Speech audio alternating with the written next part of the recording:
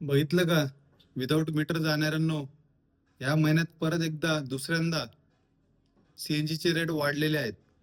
म्हणजेच ₹96.50 हा रेट झालेला आहे. रिक्षाचे जे दर आहे, जे रेट आहे, ते तर वाढत नाही. फक्त सीएनजीचे रेटच वाढत जातात. जावा आता विदाऊट मीटरनीच धंदा करा. करा स्वतःचे नुकसान. आम्ही सांगून सांगून दमलोय, की बाबा मीटरनी धंदा करा. आम्ही सांगून सांगून वैतागलोय, की मीटरनीच धंदा करा. पण आपले रिक्षा चालक काय एक होत नाही.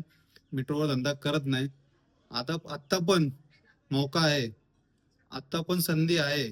सुधारा, मीटर टाकूनच धंदा करा. दिवसातनं 10 बुकिंगच मारा वाटलंच तर. पण मीटरनी आपल्या हक्काच्या मीटरनीच धंदा करा. कारण की रेट तर मला वाटत नाही मीटरचे वाढणार अजून 2-3 वर्ष.